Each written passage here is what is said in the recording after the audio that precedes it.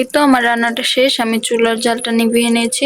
তো আজকে রান্না করব মজাদার স্বাদের ইলিশ মাছ প্লাস মলা মাছ। তো লাস্ট পর্যন্ত দেখতে থাকুন আমি কিভাবে ইলিশ মাছ এবং মলা মাছ দুটো একসাথে রান্না করি। তো রান্নাটা কিন্তু অনেক মজা হয়েছিল। ভিডিও শেষে ভয়েস ওভার দিচ্ছি, আমার এখনো সেই রান্নার কথা মনে পড়ছে, সেই স্বাদের কথা। তো আপনারা যদি মিস না করতে চান তাহলে পুরো রেসিপিটা দেখুন। আমি কিন্তু এটা আমার মন মতলবই হয়ে নিজের উদ্যোগে রান্না করেছি, আমি কিন্তু কোনো রেসিপি ফলো করিনি। তো এই জন্য আমি প্রথমে পেঁয়াজগুলো ভেজে নিচ্ছিলাম। এদিকে আমি মলা মাছ ভেজে নিয়েছি। এগুলো আমি সকল মশলা দিয়ে হালকা হালকা করে ভেজেছি। তো এদিকে পেঁয়াজ ভাজা চলছে, এখানে আমি হালকা সিদ্ধ সিদ্ধ হয়ে এসেছে।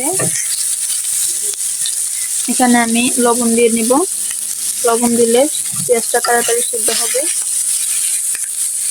তো লবণ দিয়ে এখন নাড়াচাড়া করে দিব, তাহলে তাড়াতাড়ি সিদ্ধ হবে।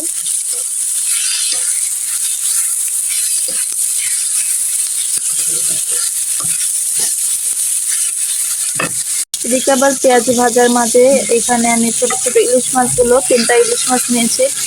3টা ইলিশ মাছ আমি ছোট ছোট পিস করে নিয়েছি। তো এটা কিন্তু অন্যরকম একটি রান্না, আপনাকে কি বলবেন আমি জানি না, তবে আমার খুব ভালো লাগে। তো এটার সাথে হালকা সিদ্ধ হবে। আর এদিকে টমেটো কেটে নিয়েছি, টমেটোটাও কিন্তু রান্না করব আমি। তো এখন এটার মধ্যে হলুদ, মরিচ, লবণ, গুঁড়ো সবকিছু আমি দিয়ে দেবো। তো মাছটা কিন্তু আমি কষিয়ে রান্না করব। আর মলা মাছ কিন্তু আমি ভেজে নিয়েছি, 2টি মাছ একসাথে ভুনা করব। তো এখানে হলুদ গুঁড়ো, মরিচ গুঁড়ো দিয়ে নিয়েছি। লবণ কিন্তু আমি আগে পেঁয়াজের সাথে দিয়ে নিয়েছিলাম। তো এটা হালকা সিদ্ধ হতে থাকবে। এরপর আমি এখানে ভাজা ভাজা করে এখানে হালকা ঝোল দিয়ে নেব এখন।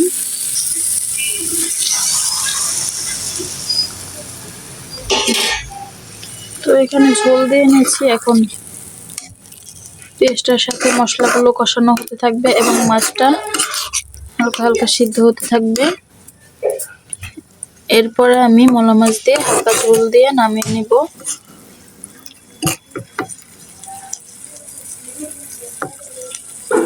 তো এটাও কিন্তু একটা অন্যরকম রান্না, ইলিশ মাছের ভিতরে মলা মাছ দিয়ে রান্না। এখন এটা হালকা সিদ্ধ তো হতে থাকবে। এরপর আমি মলা মাছ দিয়ে ঝোল দিয়ে ঝোলটা কমিয়ে নামিয়ে নিব।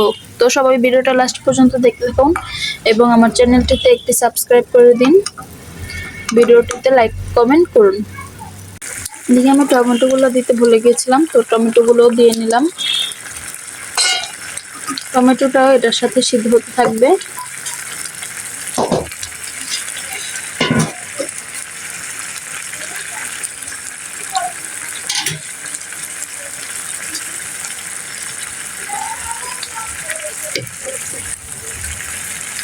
দেখতে পাচ্ছেন টমেটোটা এবং মাছটা মোটামুটি সিদ্ধ হয়ে গিয়েছে, মাশাআল্লাহ খুব সুন্দর লাগছে। তো এরই মাঝে আমি মলা মাছ দিয়ে ঝোল দিয়ে নিব।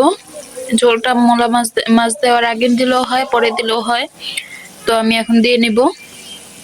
আমি আগে মাছগুলোই দিই, এরপর ঝোল দিয়ে নিব।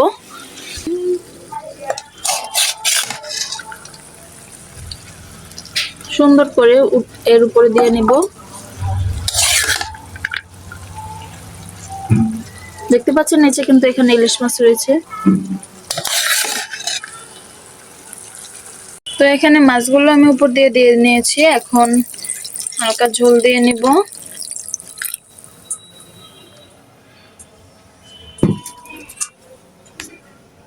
জিনিসটা কিন্তু 3 পার্টে হয়েছে। প্রথমে পেঁয়াজের সাথে ইলিশ মাছ রয়েছে, এরপর টমেটো রয়েছে, এরপর মলা মাছগুলো কিন্তু উপর থেকে দেখতে মাশাআল্লাহ খুবই সুন্দর লাগছে। তো ঝোলটা কমা পর্যন্ত এবং মাছটা ঝোলটা বলক আসা পর্যন্ত আমি কিন্তু অপেক্ষা করব। এরপর ঝোলটা কমলে আমি চুলা থেকে নামিয়ে নিব। তো সবাইকে ধন্যবাদ আমার ভিডিও দেখার জন্য এবং এত সাপোর্ট দেওয়ার জন্য। মাশাআল্লাহ খুবই সুন্দর বলক আসতেছে। তো ঝোলটা একটু কমলে আমি নামিয়ে নিব।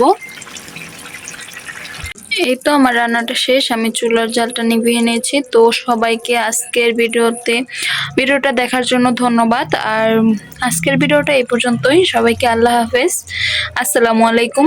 নতুন আরেকটি ভিডিও দেখার জন্য চ্যানেলটা সাবস্ক্রাইব করে রাখুন।